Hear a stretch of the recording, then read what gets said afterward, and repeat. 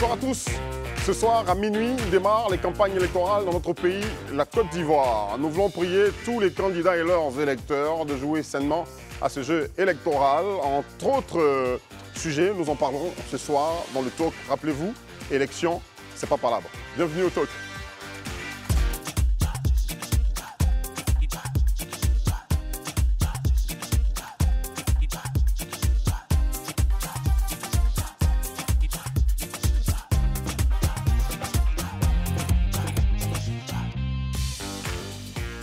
Merci de rester avec nous, fidèles au talk sur Live TV, la télé sans filtre. On est content de vous savoir aussi nombreux à nous regarder via tous les réseaux sociaux donc, de Live TV, la télé sans filtre et les canaux que vous connaissez dans cette émission. Je ne suis pas seul, mes compagnons très joyeux, compagnons de grands débatteurs sont toujours avec moi. Sur ce plateau, Isabelle Vauvor est présente. Bonsoir Eric, bonsoir à la team et bonsoir chez vous. Très bien, Barry Abdourahmane aussi, il est là. Bonsoir Eric, comment bonsoir va Mathilde, bonsoir chez vous. Très bien, et puis Herman Aboua. Et bonsoir tout le monde. Très bien, et notre très cher Rouge aujourd'hui, qui on espère ne va pas attraper encore froid sur ce plateau Désiré de Néo. Je suis habillée en conséquence ce soir. Bonsoir à tous, bonsoir chez vous. Merci d'être avec nous, de regarder cette émission, de prendre note de tout ce que nous disons et de discuter avec nous donc, depuis chez vous à la maison. Commençons par le fait du jour. Et le fait du jour, c'est cet élève de 13 ans seulement et qui est en classe de 3e. Son nom, c'est Beda Fabiola Loram, qui vient donc de remporter la première édition, c'est cela, donc de Challenge Scrébivore, ce samedi 19 août 2023. Ce concours a été organisé donc par l'ONG Scrabbleurs sans frontières. Qui d'entre vous a déjà joué ou sait jouer au Scrabble? Je sais jouer, Quasiment tout le monde. Hein, oui. Vous connaissez les mosquées? C'est un jeu passionnant. Vous connaissez les mosquées? Non, on ne va pas s'amuser à ça. On va pas s'amuser à ça, vous ne connaissez pas les mosquées? Si, on connaît, mais les on mots ne va qui pas comptent au s'amuser à ça. triple, double et qui font avancer. Ouais. D'accord. Mais- Alors, quel est votre commentaire ou quels sont vos commentaires? On va commencer par Herman. Déjà, il faut saluer cette jeune-là qui, c'est sûr que si elle est arrivée à performer à ce point, c'est que ça donne aux activités de lecture, voilà, parce que c'est important. Mais en même temps, les Ivoiriens ne sont pas, je veux dire, on a toujours démontré nos performances. Récemment, à Bulle, en Suisse, on a été champion du monde de Scrabble. Donc les Ivoiriens, ce sport-là, cette discipline-là, les Ivoiriens sont vraiment dedans. Voilà, moi je pense que ça doit encourager d'autres personnes parce que pour pouvoir faire ce genre de score, arriver à ce niveau-là, il faut être cultivé et puis en même temps, de culture en général. et ça aide. Tu vas voir que sa performance au niveau du Scrabble, ça rejoint certainement ses performances au niveau de l'école. Elle a 13 ans, Moi, elle est en 3e. Voilà, Oui. Désiré. Ah ouais, moi, enfin, on a dit girl power quand allez les filles parce que la seconde c'est Sangabat Zalika, donc ça prouve que les filles sont excellentes et la Côte d'Ivoire au Scrabble quand même au niveau mondial, on est quand même assez représenté et Élisée Poka a quand même quelqu'un qui est en train d'arriver et on a la relève après Élisée Poka. Élisée Poka, il faut le rappeler, a été champion international. On a remporté les mondiaux du Scrabble avec lui cette année. Depuis 2008, en fait, il plane sur le toit du monde au niveau du Scrabble. Il y a Habib Alabi, il y a même Mamadou Sanoko qu'il faut saluer, profiter de saluer. Parce que ceux-là, récemment, encore une fois, ils nous ont apporté des lauriers de Bulle en Suisse. Quelles sont les qualités qu'il faut avoir, Barry, pour être performant en la matière? Il faut d'abord, avant que j'intervienne, que je félicite la lauréate parce que le Scrabble, comme tu l'as dit, pour jouer au Scrabble, il faut lire, il faut être un bon lecteur, il faut être cultivé. Ouais. Parce que c'est des mots que tu dois construire, ce n'est pas du jeu. Donc, tous ceux qui compétissent là, ce sont des personnes qui lisent beaucoup et qui sont cultivées. Ce sont les deux astuces si tu veux être bon au Scrabble. D'accord. Elle dit, cette adolescente, mes secrets, ce sont donc la lecture, les entraînements et la fréquentation des bibliothèques. Isabelle. Oui, tout à fait. Bon, déjà, on la félicite, mais on va surtout saluer aussi l'initiative de l'ONG Scrabbleurs sans frontières qui a initié donc cette compétition. Elle a seulement 13 ans, en classe de 3e. Elle est vainqueur donc d'une compétition de haut niveau. Elle a eu quasiment 801 points sur un total de 905 points. Wow. Donc oui, effectivement, donc c'est à saluer. Donc voilà, donc je ne me rappelle plus de la question. Elle joue contre qui? Alors, elle a joué contre voici Sangaba, voilà, Zalika, Sangaba, Zalika et Diabaté. Diabaté. Des gens de sa génération. Ouais, je vois. Oui, Franchement, après, d'accord. après, moi, je voudrais rajouter qu'il faut encourager ces concours. On a également le concours de dictée et on se plaint du fait qu'il n'y a pas forcément des modèles d'excellence. Il faut les mettre en avant. On a notre Miss Mathématiques qui nous représente aussi aux Olympiades. Et à côté, on a également des jeunes Ivoiriens qui vont compétir à la compétition olympique de robotique. Ils ont entre 13 et 18 ans, donc il faut encourager ces concours-là parce que il y a des exemples, il faut juste en fait les promouvoir. Mais en même temps, c'est le lieu de saluer aussi des initiatives Connect qui accompagnent le Scrabble. Je veux parler par exemple, sur les réseaux sociaux, il y a le forum J'aime la dictée qui travaille beaucoup aussi à mettre des épreuves et des exercices de grammaire qui permettent aussi aux gens de s'exercer. D'accord. On va déjà encourager toutes les écoles, c'est la rentrée bientôt, hein, donc on va encourager toutes les écoles à multiplier les bibliothèques, hein, donc dans chaque école et aux élèves, hein, les encourager à de plus en plus fréquenter ces bibliothèques. Elle l'a dit, mais secret, c'est la lecture.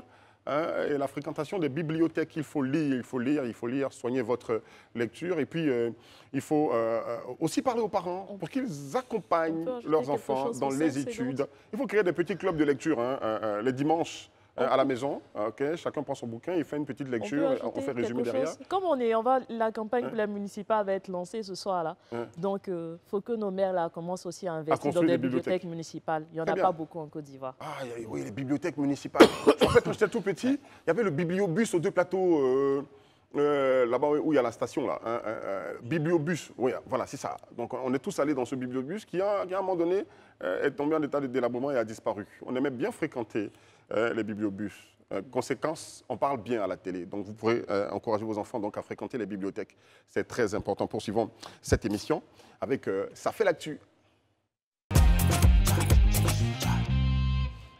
Et Ça fait l'actu aborde le sujet de la lutte contre les constructions anarchiques. Des immeubles sans permis de construire sont détruits. Hein. Le ministère de tutelle corse le contrôle donc à ce niveau à travers la plateforme collaborative de contrôle des constructions, en abrégé PI3C.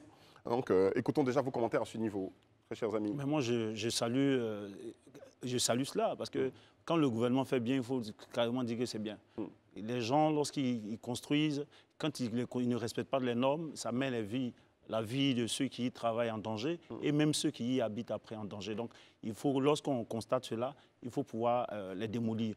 Je dis même qu'il faudrait même suspendre les permis de construire des R+1 pendant une certaine période afin que le gouvernement mette de l'ordre avec toutes ces constructions. C'est quand même compliqué de construire. Si le gars est totalement en règle, on ne va pas lui demander de ne pas construire son immeuble. C'était juste ma proposition pour leur permettre d'aller un peu plus vite. Parce que c'est vrai que depuis la dernière fois, c'est que il n'y a pas grande démolition. Or, c'est sûr que lorsqu'on visite, on est dans les quartiers, on voit des bâtiments. Nous, on sait que on n'est pas expert, mais on sait que ça ne respecte pas les normes. D'accord. Est-ce qu'il y a une loi par rapport au permis de construire? Comment est-ce qu'on l'obtient déjà?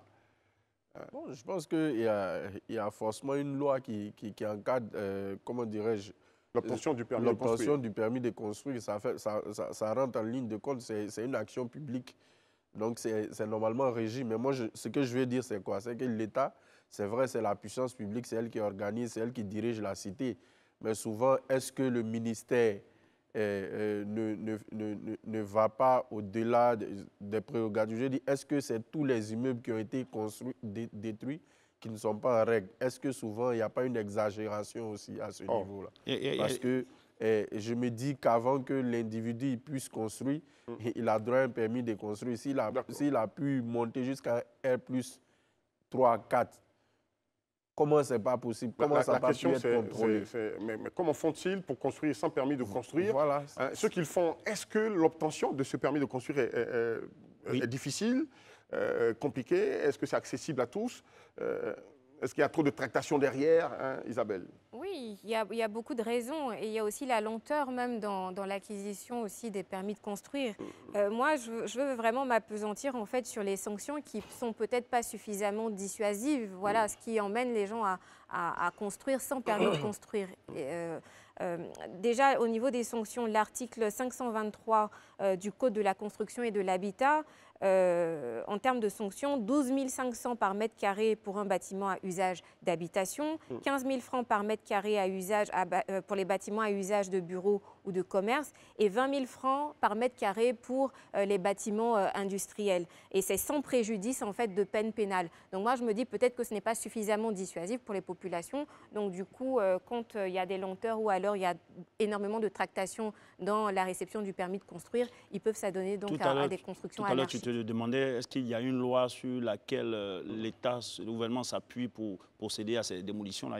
Il y a la loi numéro 219-576 du 26 juin 2019, en son article 26, qui dit que l'administration peut procéder de plein droit à la démolition à la charge du maître d'ouvrage de toute construction qui s'est poursuivie après notification d'une mise en demeure d'arrêt des travaux ou de démolition ou en violation des prescriptions de mise en conformité. Donc il y a vraiment une loi. Il faut que les gens soient regardants là-dessus. Il faut que les maîtres d'ouvrage, les propriétaires, ceux qui ont envie de construire, fassent tout pour avoir leur permis de construire en respectant les normes d'architecture, l'avis des ingénieurs, des consultants, toute la chaîne qui doit donner son accord, doit pouvoir leur donner cette autorisation-là avant de pouvoir construire. Moi, je pense aussi qu'il faut penser aux questions de lotissement parce que on voit, il y a des constructions, pas que des immeubles, enfin, qui poussent dans des zones qui sont soit marécageuses, des zones qui sont sur le passage des eaux. Donc, il faut se poser la question de mais qui vend ces terrains-là à ces particuliers? Et puis, on a une brigade d'investigation de contrôle urbain qui est censée travailler. Il y a un numéro vert du ministère qui est notamment le 07 89 04 87 36 où on dénonce. Mais la question que je me pose, il y a beaucoup d'immeubles qui poussent en fait. Est-ce que cette brigade-là fait vraiment son travail? Et pourquoi, en fait, jusqu'à présent, c'est que quelques immeubles, en fait, qui poussent quand on sait que dans Abidjan et même, enfin, dans d'autres villes de la Côte d'Ivoire, il y a des constructions qui sont dangereuses, qui mettent à mal ou en danger la vie des citoyens. D'accord. On parle de timing, c'est ça? Oui, il y a le timing. Plusieurs immeubles poussent. Pourquoi est-ce que ce sont quelques-uns qu'on a détruits pour le moment? C'est ça. Et puis, il y a des immeubles, en fait, il y a des immeubles aussi qu'on voit qui ne sont pas aux normes, mais qu'on ne détruit pas. Pourquoi ces immeubles-là ne sont pas détruits? D'accord. On sait peut-être les procédures à suivre avant de démolir. Certainement que le ministère a sa manière d'agir selon ce que la loi dit. Voilà, mais je veux dire que par le passé, on a eu des immeubles ici qui n'ont pas été détruits par le ministère, mais que la Dame Nature a remis à leur place. Voilà, mais pour ces gens-là, qu'est-ce qui avait été fait? Comment ils ont pu construire des immeubles et les mettre en location, alors que c'est après la chute de ces immeubles. Voilà, alors que c'est après la chute de ces immeubles, on se rend compte que M. X ou M. Y n'a pas respecté comment dirais-je, les conditions qu'il fallait pour construire. Pourtant, il a construit. Donc, ce qui veut dire que le ministère doit, comme elle l'a dit, renforcer la dissuasion pour que tous ceux qui ont pour projet de construire des immeubles respectent les normes. D'accord. De toute façon, il y a une procédure avant démolition, les mises en demeure, les observations pour permettre très certainement donc, aux constructeurs de rectifier ce qui a rectifié.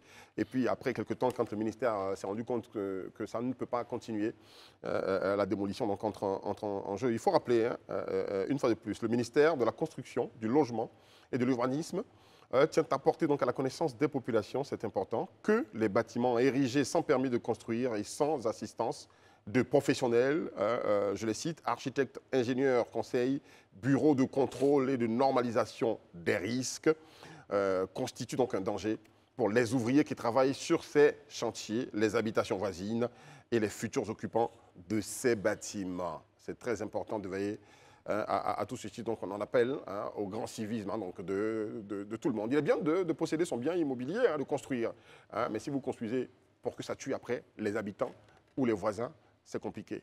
Donc respectons la vie humaine et respectons les lois de la construction en Côte d'Ivoire. Merci d'avoir débattu ce sujet. Ça fait l'actu, c'est la suite de cette émission. À l'introduction, j'en parlais. Hein, l'ouverture de la campagne électorale, c'est cette nuit, à minuit que ça va commencer.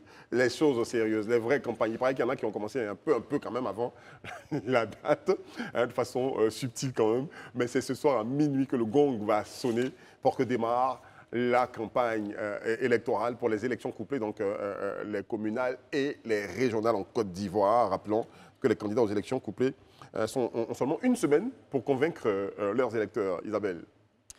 Oui, on a de grands duels au niveau de la campagne électorale. J'ai envie de commencer par Cocody. Cocody, on a trois candidats principaux. On a Eric Tabar, qui se nomme donc l'enfant de Cocody. On a Yasmina Ouenia, qui représente le RHDP. On a Yasmina Ouenia qui représente donc, qui est candidate indépendante et qui vient, qui est, en tant que femme, qui casse les codes et qui s'impose de sa jeunesse, de son aura et tout ça. Et on a également le maire sortant, Yassé, qui lui se la joue un peu Barack Obama avec toute sa famille qu'il met souvent en scène sur les réseaux sociaux. Donc on a envie de dire que la campagne s'annonce assez j'ai envie de dire, pour moi qui suis communicante, assez intéressante. Très bien. Mais moi, je vais m'intéresser à Yopougon. À Yopougon, il y a d'abord... J'ai envie de jouer à ce jeu-là, de vous demander, quand vous avez présenté votre commune, de vous demander qui a bon point pour vous. Mais bon, ça va être vicieux. Voilà. À Yopougon, déjà, il y a le président de l'Assemblée nationale, hein, qui est en même temps député d'Agboville, qui est candidat à la mairie à Yopougon en tant que pour le RHDP. Mais lui, vraiment, on l'a vu. Hein. Il était un peu partout pendant cette période électorale, les émissions de télé. Il soutenait, il parrainait, je crois, les groupes de danse d'enfants. Il allait même faire une surprise à un mariage. Vraiment, il a voulu montrer, c'est vrai que peut-être qu'il vit à Cocody, voulu montrer qu'il était un enfant de Yopougon également. En face de lui, il y a bien entendu Michel Gbagbo, le fils de l'autre, de Laurent Gbagbo, qui lui, on l'a vu, il partait, enfin, lors des législatives, il partait dans le marché, à Mléké. Cette fois-ci, il a porté une tenue de boueur en Mléké, les chaussures en plastique.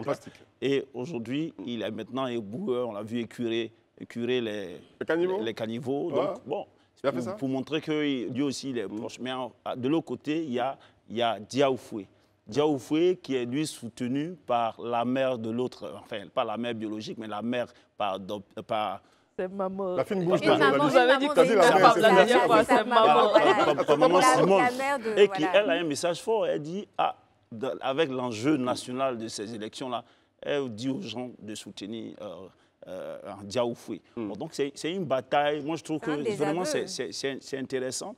Et on va voir maintenant, pendant la semaine de campagne, on va voir comment est-ce que ces candidats vont réagir. Elle dit que c'est un désaveu qu'elle a fait en faveur de... Non, je ne fais pas de commentaires là-dessus. Non, mais c'est un désaveu public qu'elle fait à l'endroit de son fils. Donc, clairement, en tout cas, elle ne le soutient pas. Elle soutient Diaoufoué au détriment donc de Michel Gbagbo. Et puis, bon, j'ai envie de dire, cette campagne au niveau de Yopougon qui est la zone industrielle, vraiment la commune la plus peuplée d'Abidjan, j'ai envie de dire que cette campagne-là s'annonce assez terrible.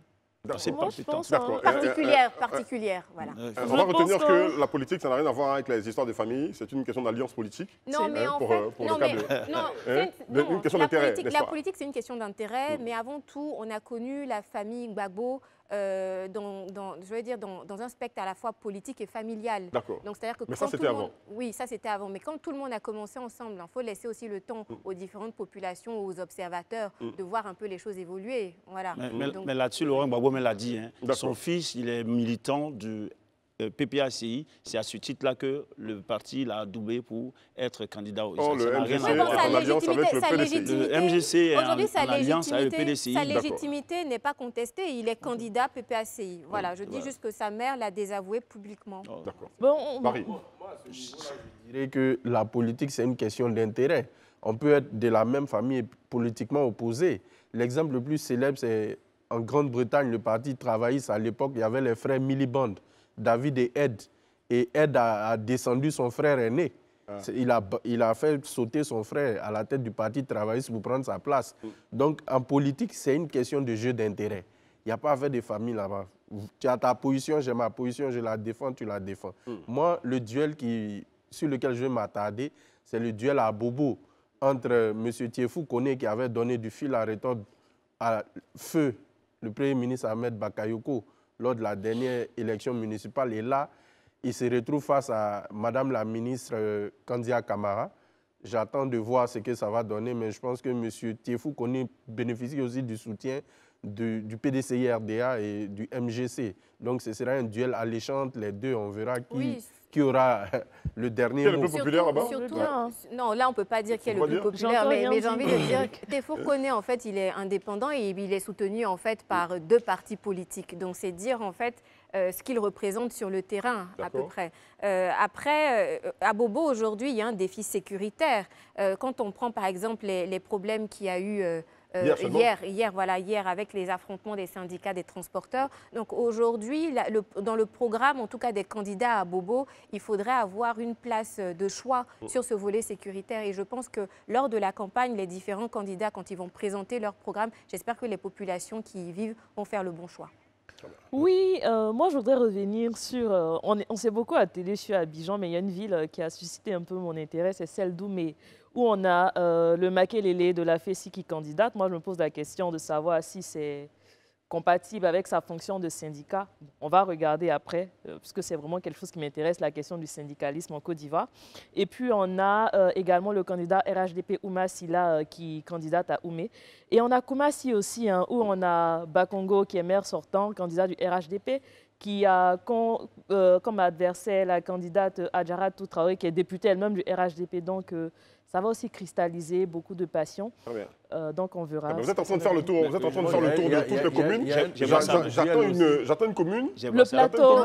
Mais dis donc, j'attends une commune. Non, mais je sais pas c'est laquelle que tu attends, mais moi, on a le plateau. On a le plateau. Excusez-moi, je donne la parole à Isabelle. Isabelle, vas-y. Bon, oui, on a le plateau. Enfin, je vois la photo de mon boss. Donc, on a le plateau où on a Jacques Ewuo, donc candidat PDCI, et on a Fabrice Awignon, candidat RHDP. Quand on sait aux dernières élections précédentes comment est-ce que ça avait cristallisé le débat politique et même public, l'opinion même nationale sur cette élection-là, j'aimerais en tout cas que ce qui va arriver, non seulement tant au niveau de la campagne que même au niveau de l'annonce des résultats, on puisse avoir vraiment une campagne apaisée dans la cohésion sociale, dans la paix, avec des propos qui prônent le vivre ensemble dans le bon temps. Dans le bon temps. Non, je veux pas de remake de ce qui s'est passé. Je voudrais quand même revenir une nouvelle campagne avec des le visage du plateau va changer. On est sûr de ça, le visage du plateau va changer. Donc moi, ce que je voulais ajouter, c'est qu'il y a l'élément nouveau. Ne maquillez pas les choses. C'est qu'il y a un candidat du MGC. Non, il y avait un candidat qui était un homme fort du plateau, qui aujourd'hui est colistier du candidat du RHDP, qui est Fabrice Awignon. Donc ça, c'est un élément fort. Comment il s'appelle là? Quelqu'un qui est très influent. Je veux dire que si cette alliance, c'est une belle alliance, c'est une belle alliance, donc qui est forte, donc ça peut faire jouer, équilibrer les choses au niveau. Moi, je vous envoie à l'intérieur du pays. On n'a pas fini avec le plateau. On n'a pas fini avec le plateau. Tu n'aimes pas le plateau? Non, après le plateau, moi j'espère. En fait, le plateau, ce que moi j'avais décrié au municipal en 2018, c'était vraiment des attaques ad hominem. Et j'espère que cette fois, on va vraiment entrer dans des débats constructifs avec projet par projet. Mais parce que j'avais suivi quand même en 2018 sur la toile des attaques, enfin que ce soit des pro-FS ou des attaques enfin de pro-EO. J'espère qu'on va dépasser c'est le fils enfin du plateau et puis c'était quoi déjà là même qu'on disait pour EO en fait. Donc on va dépasser ça pour vraiment entrer dans des débats en fait projet par projet. Qu'est-ce qu'on propose aux jeunes du plateau? Parce que quand on regarde la commune du plateau, c'est pas que les immeubles, il y a aussi l'envers du décor. Donc qu'est-ce que vraiment ces candidats? Il y a un bilan à produire. Il y a un bilan à produire que le maire sortant doit produire et vraiment que les citoyens, enfin ceux qui votent au plateau là, puissent vraiment se focaliser sur, comment on va dire ça, sur les projets. Parce qu'il y a aussi la situation des femmes au plateau. Il y a des quartiers précaires au plateau. Je ne sais pas si les gens savent ça. Le plateau, ce n'est pas que les tours en fait. Il y a des quartiers précaires. Il faut voir en fait ce que vraiment ces candidats-là font. Donc on espère qu'on va nous présenter un bilan enfin, du maire sortant. Et puis on aura aussi un projet pour la commune, un projet de développement pour la commune de la part des candidats. Il y a également un candidat de MGC, du parti de Simone Gbagbo, qui est en l'occurrence, comment il s'appelle déjà? Diarra Souban, en fait, qui est candidat. Donc, on espère qu'on aura vraiment un débat cette fois-là, que des attaques à dominer. Marie, encore sur le plateau. Ouais, je note que c'est un duel de jeunes. Par rapport à d'autres duels, il n'y a pas d'écart d'âge, c'est pratiquement la même génération. Mais c'est un duel qui sera alléchant parce que je connais la capacité de mobilisation et d'action de chacun des deux candidats pour avoir suivi les élections de 2018. Et cette fois encore, ça sera très serré. Mais je pense que, comme elle l'a dit, le plateau, c'est la vitrine principale de la Côte d'Ivoire. C'est, comment dirais-je, la commune la plus importante d'un point de vue symbolique. Après, donc, il faut qu'on parle projet. Il faut parler projet pour que le maire qui sera élu puisse faire du plateau le Manhattan qu'il a. Après, moi, il y a une question que je veux soulever par rapport... Je veux juste 2 secondes par rapport au plateau, en fait. Je demande vraiment aux personnes qui vivent au plateau, là, de vraiment savoir, en fait, qui a l'écoute, enfin, de leurs soucis. Parce que c'est paradoxal. Le plateau, c'est la commune en Côte d'Ivoire où il y a le plus d'électeurs que de population, en fait, selon le recensement de 2021, en fait. Donc, vraiment... Il faut qu'on sache quelle est la légitimité des personnes qui seront élues en fait, au plateau, ou sinon la légitimité même du maire actuel. C'est vraiment une réflexion, une analyse que je fais. Comment il peut y avoir plus d'électeurs que de population quelque part à l'ouest, il y a Désiré Anne Ouleto. Ça, c'est autre chose. Vous n'avez pas choisi un duo là-bas? Non, je me suis intéressé à Grand Bassam un peu. Le maire sortant, qui est Moulot, qui aujourd'hui, on peut dire qu'il est sortant. D'abord, il a un bilan à défendre, mais en même temps, on constate qu'il y a des personnalités qui l'ont accompagné malgré le fait que ça soit serré en 2018, qui aujourd'hui ne sont pas... Je veux parler par exemple de Magassa, qu'on ne voit plus à ses côtés. On n'a pas vu le nombre de fois à ses côtés lors de cette période électorale. Donc en face de lui, il y a Linda Diplo, qui est du PDCI, mais qui est aussi, à cause de sa proximité qu'il avait eue avec le premier ministre actuel, qui aussi est très, très investi au niveau de Grand Bassam. Donc ça, c'est un duel qui sera aussi intéressant à voir. Moi, je veux revenir sur les régionales. Au niveau municipal régional, c'est des centres de Daloa. On a Mamadou Touré qui est face à Djidji Madi du PDCI, qui est soutenu par le PPACI. Moi, la question que je me pose, c'est pourquoi le PPACI n'envoie pas un candidat et va soutenir, en fait, Djidji Madi. On a un candidat qui est jeune. Et quand on sait que tous les visages les visages forts du PPACI, c'est des visages, je me permets, enfin, un peu de gérantes. On est face à des gérantes, des personnes qui sont quand même un peu... Pourquoi Stéphane Kipré, qui a passé le temps, enfin, à construire, en fait, un électorat à Daloa, ne va pas tout seul? Et encore, on nous met un Djidji Madi et qui est soutenu par Stéphane Kipré. Donc, bon, on verra ce que ça va donner, mais c'est aussi des élections à suivre de près. Daloa. D'accord. Merci à vous tous. On va dire que le meilleur gagne. Nous savons qui est meilleur au plateau. Que celui-là gagne. Bon, on dit que les campagnes commencent à minuit. Ce soir. Fais attention. Donc, on va attendre minuit pour le redire en citant des noms. OK? Allez, restez avec nous. On se retrouve tous sur ce plateau pour continuer le talk de ce jeudi. Merci de rester avec nous. Et puis merci, de temps en temps, on lit vos commentaires donc, sur les réseaux sociaux, sous le direct de cette émission. Merci de nous lâcher encore plus de commentaires et de partager pour que vous soyez nombreux donc, à nous regarder et à débattre avec nous donc, tous les sujets que nous abordons dans cette émission. Poursuivant, bien sûr, avec le point sport. Le point sport, les mondiaux de Budapest se poursuivent. Les demi-finales ont eu lieu. Nos filles sont tombées en demi-finale, mais il y a quand même de bons points qu'on retient. Herman Abois. Ouais, Marie-Josée Talou qui nous fait honneur. Après, lors de sa demi-finale, elle est qualifiée. Elle a terminé 3e, elle est qualifiée. Lorsqu'on associe ces différents chronos, elle est qualifiée pour la finale qui va se jouer demain. Très bien. Très bien. Oui, avec un temps de 22-26 secondes, donc c'est bien. Peut-être que, je ne sais pas si ça dépasse son record pour les 200 mètres, enfin. Mais c'est bien qu'elle soit en finale. On espère quand même qu'elle ne sera pas au pied du podium, qu'elle pourra peut-être viser le bronze. Parce qu'elle a dit qu'elle ne s'était pas assez préparée cette saison pour les 200 mètres. Mais on ne sait jamais, peut-être que les Quand on ne s'y attend pas, c'est là-bas qu'on brille. Hein. On espère en tout cas. Déjà, ce qui est intéressant, la dernière fois, entre la demi-finale et la finale, c'était juste une demi-heure. Cette fois-ci, elle a quand même 24 heures pour se reposer. Je pense qu'elle pourra mieux s'entraîner et puis être prête pour demain. D'accord. Mieux se reposer, est-ce qu'on s'entraîne la veille d'une course? Il faut éviter les courbatures. Il faut juste masser pour que Talou soit en forme. Voilà. Monsieur le masseur. Je ne suis pas coach, mais je le dis quand même. Bon, on va encore critiquer parce qu'on se dit tout de même si Talou part en finale, on a fait mauvaise saison quand même sur ce coup. Non, mais au-delà de la critique, il faut voir d'où on vient. Il faut voir d'où on vient. À une époque, je veux dire, 2008, 2010 ou avant ça, il y avait combien de sprinteurs ivoiriens ou de sprinteuses ivoiriennes qui participaient au mondiaux? Il n'y en avait pratiquement pas. Il a fallu l'avènement de Muriel Aouré, de Youssouf Ben Meïté. Avant Youssouf Ben Meïté, il y avait le grand frère quand même, Ibrahim Meïté. Voilà, donc moi je voudrais d'abord saluer les sprinteuses, Marie-Josée Talou, Jessica Mabundu, les féliciter et elles n'ont qu'à continuer à bosser dur parce que c'est un sport qui demande beaucoup de boulot. Maintenant, cette fois-ci, moi j'ai espoir. J'ai espoir pour que Talou nous ramène au moins la médaille d'or. Pourquoi? Parce qu'elle a 24 heures pour récupérer. Quand on sait que les demi-finales, c'est une compétition, il y a l'adrénaline, il y a la pression. Là, elle va prendre 24 heures pour récupérer et revenir nous ramener la médaille d'or. On va surtout continuer à faire nos encouragements quand même à Muriel Aouré, quand même, qui est tombée dès le début. Oui, elle a porté haut les couleurs quand même à un moment donné. Oui, aujourd'hui, ça veut dire qu'elle a bien encadré la nouvelle génération. Bah voilà, elle n'est pas là, mais lorsqu'on voit Talou, on voit comment est-ce que les deux filles, Mabundu et Jessica Agbaï, sont arrivées même déjà en demi-finale des mondiaux, c'est quelque chose. Déjà, il faut rappeler que Talou, déjà lors de la demi-finale, elle a été déjà qualifiée pour les JO de 2024 voilà, à Paris.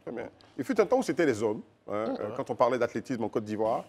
Quand je dis ça, il y a quelqu'un qui a dit Bon, vous savez qui c'est? C'était les hommes à un moment donné. On est content aujourd'hui de voir que dans une délégation de 6 athlètes, il y a 5 femmes et ces 5 femmes-là sont en train d'une certaine façon de tirer leur épingle du jeu. C'est ça. Oui, et puis c'est la Côte d'Ivoire qui gagne, j'ai envie de dire. Elles font briller le drapeau ivoirien de partout dans le monde. Et avec la CAN qui arrive, ça met vraiment le spectre, en fait, tous les projecteurs sur la Côte d'Ivoire à ce titre que la Côte d'Ivoire voilà, sera peut-être le hub du sport, en tout cas le hub du football, mais aussi de d'autres sports à venir. Donc c'est à encourager.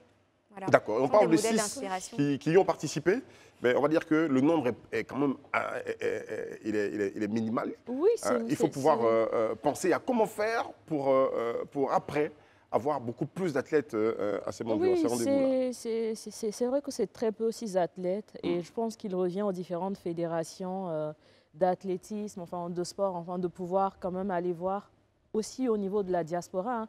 On a des Ivoiriens, des jeunes Ivoiriens qui sont quand même des champions à venir. Je pense aux petits, comment on va dire ça, aux petits Kipré en athlétisme, en fait, qui se distinguent déjà en France.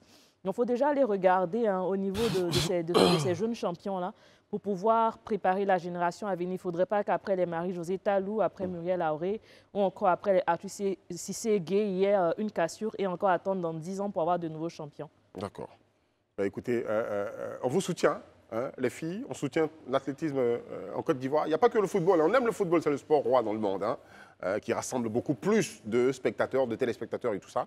Mais bon, quand il y a des athlètes, quand il y a des disciplines dans lesquelles nous avons des lauriers, il faut pouvoir encourager donc, les fêtières, les fédérations, même le ministère de tutelle, donc à accompagner ces jeunes-là, pour pas qu'il y ait des jeunes Cissé, par exemple, qui se plaignent du manque de soutien, pour qu'on voit quelqu'un de la fédération venir prendre le micro devant la caméra aussi pour se plaindre de ce jeune. Bon, je pense que ce n'est pas des choses qu'on aime, on aime voir dans le sport. Il faut soutenir ces jeunes qui représentent le pays. C'est très important. Poursuivons cette émission avec un autre fait de l'actualité. Voilà. Un sommet se tient en ce moment, le sommet des BRICS, à Johannesburg.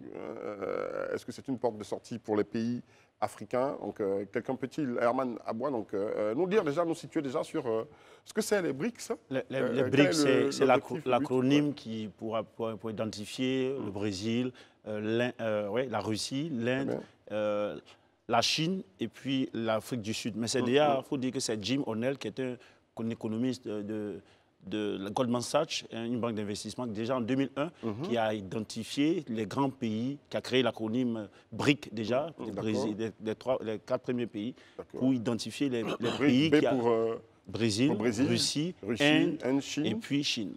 Au départ, c'était cela. C'était des pays qui avaient déjà, qui présentaient, des pays à revenus intermédiaires, mais qui présentaient déjà une croissance rapide à l'époque. Et il avait déjà prédit qu'en 2050, ces pays-là allaient devenir des grandes puissances mondiales économiquement. Mais on n'a pas entendu 2050 pour qu'on arrive à cela. Donc, c'est un peu cela. Ces pays-là, aujourd'hui, on avait pour objectif de quoi? C'est pour comment affirmer leur... c'est un moyen pour eux d'affirmer, pour contrecarrer un peu les banques d'investissement, enfin les banques d'institutions financières internationales comme le FMI, la Banque mondiale, dans lesquelles ces pays n'avaient pas vraiment grand pouvoir de décision. D'accord. Parce qu'il y avait le G7. Il faut pouvoir affirmer sa puissance économique aussi. Hein, on a ce mot à dire. Ouais, surtout que quand on voit leur poids économique et même la taille démographique que ces pays-là regroupent, c'était des pays importants. Donc, ils ont créé les BRICS. Plus tard, l'Afrique du Sud est rentrée dedans pour montrer un peu. Aujourd'hui, ils sont en train d'élargir. Voilà pourquoi il y a 2 pays d'Afrique qui sont entrés, qui viennent d'entrer, l'Égypte et puis l'Éthiopie. Quelle lecture fait-on à propos de Après, en fait, j'ai essayé de faire un peu ma politiste ce soir sur le plateau. Un petit coucou à mon prof de relations internationales, Dr. Essis, qui disait que, comment dirais-je, les BRICS en fait, découlent de ce qu'on appelle en théorie des relations internationales la théorie de la dépendance, qui vient prendre le pied des théories qu'on trouvait en fait, au sein des relations internationales. Donc, c'est les pays qui ont été colonisés pour la plupart, qui reviennent, qui s'unissent pour venir aussi, pour avoir enfin leur mot à dire hein, dans les relations internationales, comme le disait tout à l'heure Herman. Après, il y a aussi, comment dire, la lecture, c'est qu'on se retrouve vraiment avec un poids, parce que les BRICS aujourd'hui, c'est 45% de la population internationale, c'est plus de 25% des terres fertiles en fait, qu'ils occupent. Et on a également l'entrée de nouveaux pays tels que l'Arabie Saoudite et l'Iran. C'est pas rien, on a l'Iran qui est en passe de devenir enfin, un pays avec une puissance nucléaire, qui a le nucléaire. Donc, c'est pas rien qui va rejoindre aussi la Russie. On a l'Inde aussi, c'est vrai qui était un pays qui était au début, mais l'Inde aujourd'hui, au niveau de l'aéronautique, qui pose en fait les pas sur la Lune. Donc, ce sommet-là, je pense que c'est vraiment un coup, comment dirais-je, un coup d'envoi de quelque chose. Après, on espère que le projet de la Banque de développement des BRICS va voir le jour parce que, en même temps, les mêmes membres enfin, qui sont à l'intérieur des BRICS, le Brésil, la Russie, l'Inde et la Chine, sont aussi membres enfin, de toutes les institutions internationales financières. Donc, ça pose quand même une question. Il y a des questions à se poser. Il y a aussi l'Égypte en fait, qui fait son entrée. Donc, on verra bien ce que ça va donner dans 10 ans. Est-ce que ces objectifs pourront être atteints? Bon, je pense qu'ils y travaillent, mais ce que je veux souligner, c'est qu'on assiste là à un basculement géopolitique très important avec l'élargissement des BRICS. Parce que pour moi, cet élargissement-là consacre ce que j'appelle le multilatéralisme par excellence. Comme le disait le professeur Bertrand Badier, je pense qu'aujourd'hui, la notion de puissance, il faut complètement la reconceptualiser. À une époque, ça signifiait quelque chose, c'était plus affilié aux puissances industrialisées occidentales. Mais aujourd'hui, on voit qu'il y a d'autres puissances et les puissances, le concept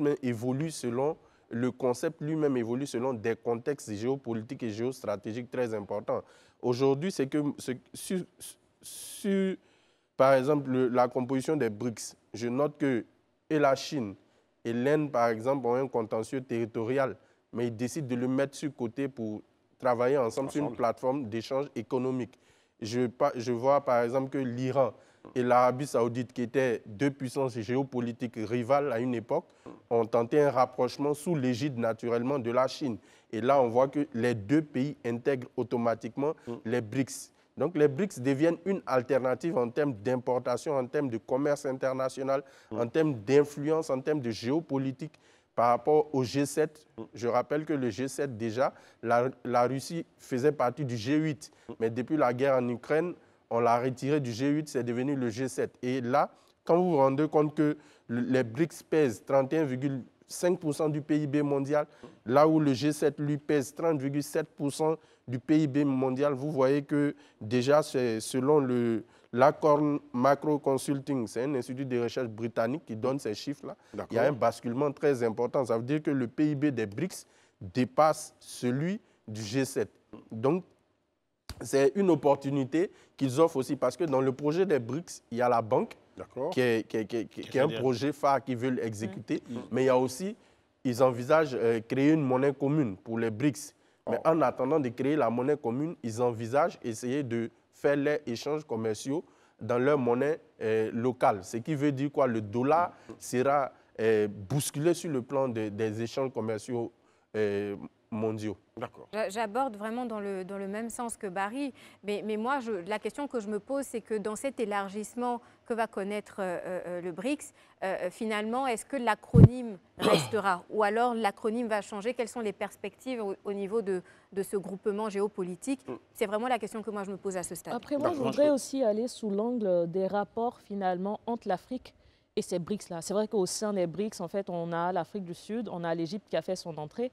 Quel va être, en fait, au niveau des relations africaines, enfin? Quels seront les rapports entre l'Afrique, qui est vraiment, en fait, un continent en voie de développement, et ces BRICS? Parce que c'est bien de mettre en avant l'aspect économique, enfin, l'aspect monétaire, mais il faut aussi penser au développement humain. Peut-être aussi participer à l'augmentation de ce qu'on appelle l'indice de développement, mais de l'IDH. Il faudrait que ça ne se limite pas qu'à des investissements économiques, mais penser au secteur de l'éducation pour pouvoir venir contrer les bailleurs enfin, internationaux traditionnels, enfin, tels que les pays occidentaux qui déploient l'aide au développement dans des pays africains. J'espère qu'on va... La question que je sais la sur question... le sujet, laisse-moi, si tu peux me permettre d'intervenir, s'il te plaît. Il y a longtemps que je n'ai pas... On est devenus gentils sur ce plateau. Tu es poli, là, je te laisse parler. Herman, sois galant. Dans le même sens que Désiré. Désiré, voilà. En fait, quand ils se sont réunis lors de ce sommet-là, il y a eu plusieurs questions qui sont revenues sur la table, notamment la question de la gestion des problématiques majeures que connaît aujourd'hui l'ensemble de nos pays, enfin de nos États dans le monde, comme le terrorisme, etc. Donc je pense que c'est des questions en fait sur lesquelles ils ont déjà commencé à plancher l'IDH pour pouvoir résorber les différentes problématiques. La question que pose Désiré, on peut la reprendre pour dire que recherchent les pays africains. Mais la réponse même à cette question se trouve dans les objectifs des BRICS. Ils disent que les BRICS ont été créés pour trouver des solutions, pour trouver les moyens de réformer les institutions internationales telles que la Banque mondiale, le Fonds monétaire international et autres, afin de permettre aux économies émergentes de mieux se faire entendre et d'être mieux représentés. Mais l'Afrique, les pays africains...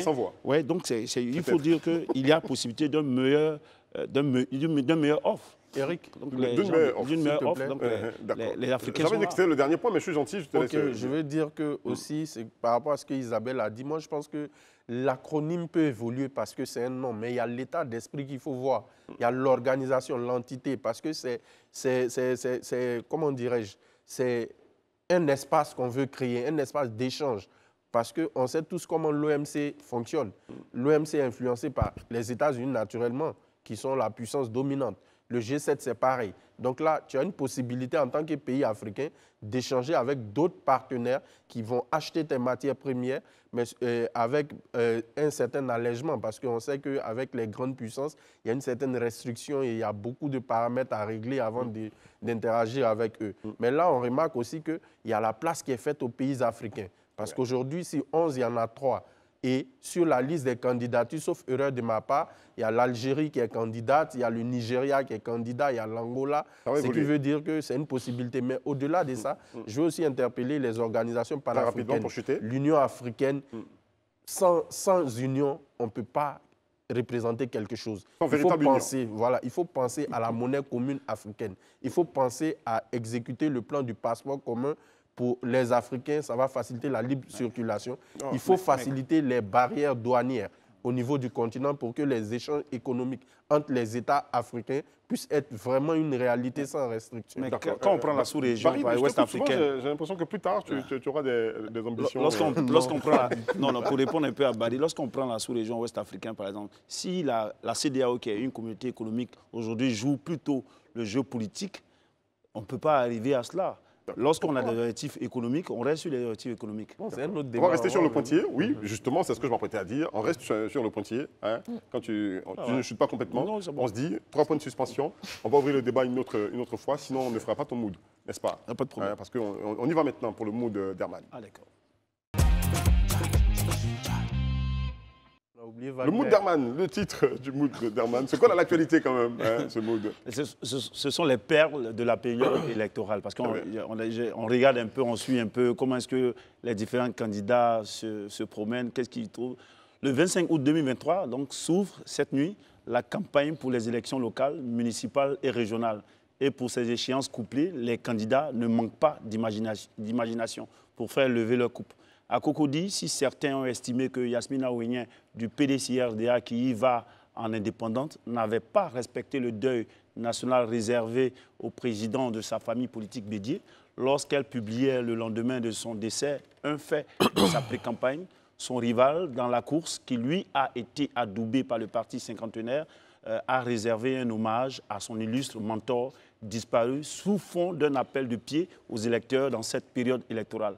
Le maire sortant, Jean-Marc Yassé, a fait poser des visuels un peu partout dans les ronds-points avec des messages de compassion en son nom propre et au nom de la jeunesse et de certaines couches sociales qui résident à Cocody. Mais Herman, que se passe-t-il dans les villes en cette période électorale? Ailleurs, certains ont encore la nostalgie de leur parti politique dans lequel soit on ne les reconnaît plus ou soit ils avaient choisi eux-mêmes librement de quitter. Dans le Bélier, par exemple, Jeannot Aoussou, président du Sénat, demande aux électeurs de le choisir, lui, candidat du RHDP, pour honorer la mémoire du président Bédié du PDCRDA. Et sur les t-shirts qu'abordent fièrement les populations, on comprend bien le message. Cependant, les plus denses et les plus grosses perles se trouvent dans la bataille pour Yopougon. Qu'est-ce qui se passe à Yopougon, justement? Là-bas, Isabelle, le candidat du RHDP, Adama Bitogo, ne manque aucune occasion. Sport, visite surprise, foire culturelle, émissions de divertissement télé grand public, pour jeunes comme pour les enfants, tout y passe, recevant des bains de foule par-ci et par-là. On a vu le député d'Agboville, candidat au municipal à Yopougon, arpenter les sentiers, même les plus cachés. Un couple de nouveaux mariés auquel Adama Bitogo n'est visiblement pas proche a même été servi. Mais comment réagissent les autres candidats à Yopougon face à tout ça? Mais en face de lui, son adversaire du PPACI, Michel Gbagbo, a pris conscience qu'il n'est plus en territoire complètement conquis, même s'il s'agit du Yopougon de son père. Comme on le dit, des chaussures lacquées, confortables. Pour ses visites aux femmes du marché de Sikoji qu'on a pu voir, il a désormais enfilé la combinaison de l'éboueur Michel Gbagbo, qui aurait à présent les caniveaux pour se rapprocher davantage des populations, surtout que tous les membres de la famille Gbagbo ne semblent plus être alignés à ses côtés. Attends Herman, j'espère que tu n'as pas oublié quand même la bataille d'Abobo. Mais avant d'arriver à la bataille d'Abobo, mon fils est aussi candidat à Yopougon, mais j'ai choisi de soutenir Diaoufoué, car le combat dans lequel nous sommes engagés a un enjeu national. C'est Simone-Olivier Gbagbo qui le dit. Avec cet acte bien envoyé à Michel, maman Simone indique clairement qu'elle a un nouveau fils, Diaoufoué, le candidat du PDCRDA, auquel son parti MGC est en alliance circonstancielle pour les municipales dans la plus grande commune de Côte d'Ivoire. Pour revenir à Bobo, donc, la perle dans cette période électorale est cette combinaison PDCI et GPS de l'ancien président de l'Assemblée nationale, Guillaume Soro, pour soutenir le candidat Koné Tefour, sur la liste duquel figure Laurence Gbagbo, pour le compte du MGC de sa mère Simone Gbagbo, face au candidat du RHDP, la Péré nationale, comme on l'appelle, Kandia Kamara, mais surtout contre le candidat du parti du père, le PPACI. Comme le disent si bien les Ivoiriens, politique de Côte d'Ivoire, si on t'a expliqué et que tu as compris, c'est qu'on ne t'a pas encore bien expliqué. Ainsi, pour cette belle période électorale, avant l'heure de la campagne, l'on voit bien que les candidats, chacun dans son couloir, n'attend que le top départ. D'accord. Il y a beaucoup de combinaisons dans cette affaire. Hein. Ouais. Si on t'a expliqué que tu dis que tu as compris, c'est que tu n'as pas compris. En tout cas, moi j'ai hâte. J'avais vu l'année au régional et au municipal de 2018. Patrick Hachi tresser les cheveux des femmes au marché. J'attends les pelles en fait de cette campagne-là parce qu'il y a beaucoup d'images où encore Bellemonde aller prendre du maïs grillé d'une vendeuse. On espère qu'ils seront proches des populations comme ils le sont pendant les campagnes. C'est le top départ aujourd'hui. C'est l'occasion donc pour nous de faire un appel à tous nos confrères journalistes. Nous savons que vous êtes nombreux à soutenir certains candidats, mais nous vous invitons à faire beaucoup de modération quand même dans vos propos. Soyez professionnels. Restez professionnels, respectez la déontologie donc, de ce métier-là. Et puis, vous savez, la plume, elle peut être tranchante et blesser l'autre qui va se fâcher, donner un coup, répliquer. Et puis, de réplique en réplique, ça va envoyer ce qu'on ne veut pas. voir dans notre pays, la Côte d'Ivoire. Donc soyons sages, restons sages. Le jeu politique devrait ressembler à ce que Herman a fait à l'instant dans son mood, qui nous envoie le sourire, parce qu'on critique les pères. C'est ce qu'on devrait faire pour une Côte d'Ivoire nouvelle, qui gagne. Je voudrais saluer ce téléspectateur, Lionel Ouenou, un inconditionnel de Live TV, qui nous regarde ainsi avec sa famille, donc depuis le Bénin. Lionel, je voudrais te saluer avec beaucoup de passion. Oui, il y a Titi Elogne aussi, Titi Elogne qui nous suit beaucoup. Qui nous suit beaucoup, voilà, le Bénin. Et puis on salue tout le Bénin, Bénin, pays frère. Je voudrais saluer aussi le retour de Eliane Lago, qui est de retour aux commandes de la réalisation de cette émission. Elle était en congé maladie, elle est revenue en pleine forme, Lago BT. Merci à vous tous de nous avoir regardés. On prend plaisir à se retrouver pour la DER de la semaine, demain vendredi. Shalom.